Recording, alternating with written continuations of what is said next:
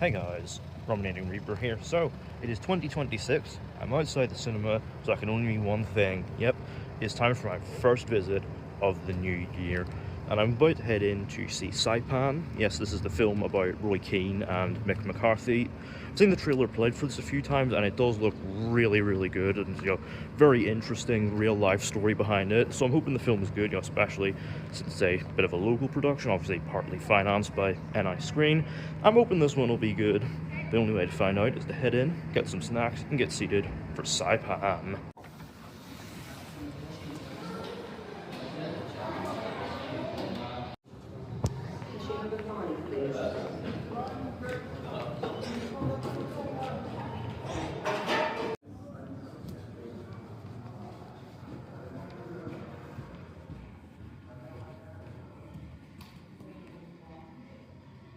I've got my popcorn here and a Sprite, ready for my first film of 2026.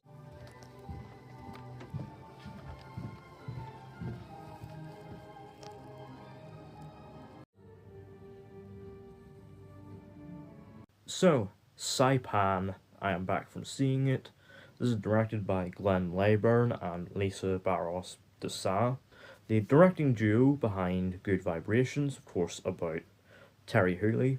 This film is them obviously bringing their collective directing voices to another real-life tale, this time around obviously going to the world of Irish football, and from what I knew of the real-life story going in, this seemed ripe for a big screen dramatization, and the trailers seemed to confirm my theory, with it obviously presenting it as this, really gripping, high-energy tale of, two clashing egos.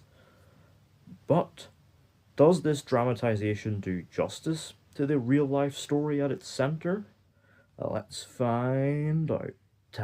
So in the film, Ireland have qualified for the 2002 FIFA World Cup, and so the team, managed by Mick McCarthy, heads out to the Pacific island of Saipan to begin their training.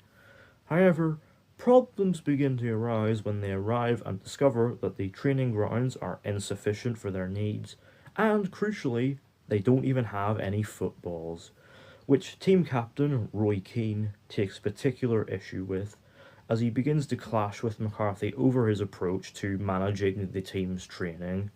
A rivalry that only spills further out of control when word of it from Saipan begins to reach the press. So, despite the film obviously being about a real-life football story, you honestly don't necessarily need to be a fan of the sport to enjoy it. In fact, there's not even a lot of actual football played in the film. It's mostly showed through archival footage in montages, but, even if you aren't a football fan, honestly, I would absolutely recommend checking the film out because it is really, really good. So obviously, at its core, it's a really quite compelling look at this, petty real-life feud. Obviously, the early scenes do a very good job of showcasing the contrasting personalities of the two men, and so when things inevitably kick off, it is really, really compelling stuff as things just build and build and build, as it just gets messier and messier, especially when the press gets involved. It is just, an incredibly fascinating watch throughout. It packs a lot into its quite efficient 90-minute runtime.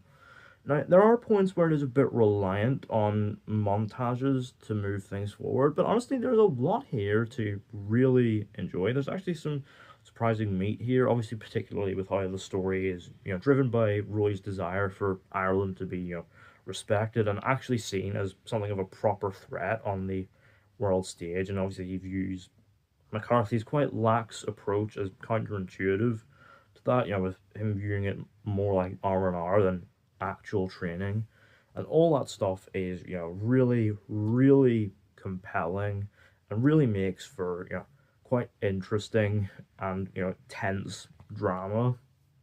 It also does a good job of finding the humor as well, because there are some very, very funny moments to be had too. There's obviously some quite funny exchanges between Mick and his wife. There's some well done moments of team banter, and there's even at a point a recurring sight gag involving a giant cardboard Roy Keane head. Yeah, it does a really good job of finding the humor and injecting it into this really entertainingly shambolic tale. It is also actually, to its credit, a really well presented film too. It's obviously really well shot. It's very vibrant and takes advantage of a lot of the natural beauty of its setting. There's also some really quite striking images on display here as well, particularly a dream sequence involving a truckload of footballs being dumped out. There was even at one point a really well done strobe light montage of a late night party going absolutely wild. And there's even some really clever uses of split screens to really highlight obviously the contrast in approaches between Roy and Mick. It's really, really well made. And it also has a surprisingly strong soundtrack, featuring the likes of like Oasis, The Pogues, U2, Stone Roses, Fontaines. It does a really good job of building, a sort of sense of tone and energy that really carries through the whole thing, especially when paired with a score from none other than David Holmes himself. And it really adds a lot of tension and drama to the proceedings. It is a very, very well made film overall, and really enhances the compelling and dramatic atmosphere surrounding it.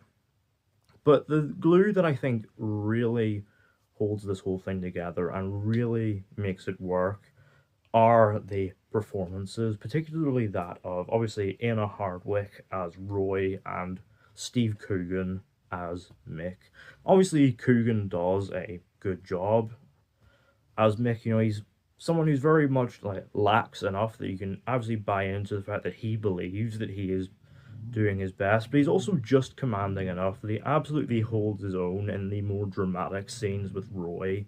He does a very good job here, no doubt. But my god, this really is Hardwick's show. He is brilliant as Roy.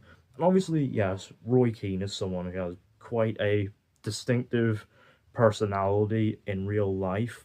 And so obviously, yes, there's quite a fine line to walk in portraying that on screen, because you don't want to veer too close to overplaying it almost to the point of parody.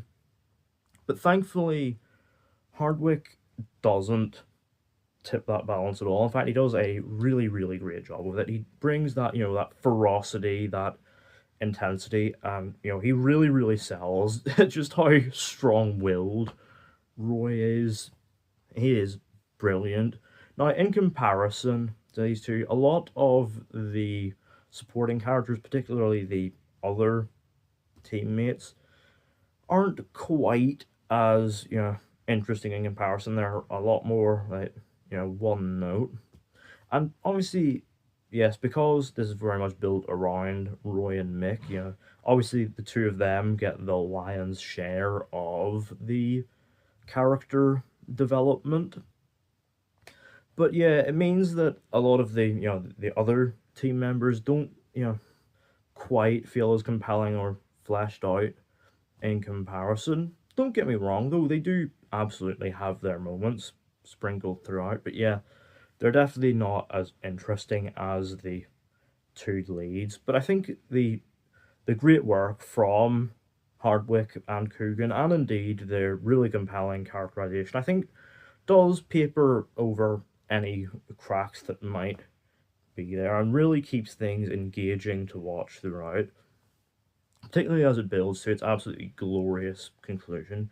Because this thing has a sort of like ticking time bomb element to it, where it very much builds and builds, where you're obviously waiting for the moment where it inevitably explodes, and the really compelling fallout of that. And yeah, on that front, the film delivers, and when it gets to that point, oh boy, it is just gripping, edge of your seat stuff. And it's here where Hardwick's performance really shines. He is just so utterly, ferociously commanding in these scenes. Yeah, he, truly, truly steals all of these moments here. He is just brilliant.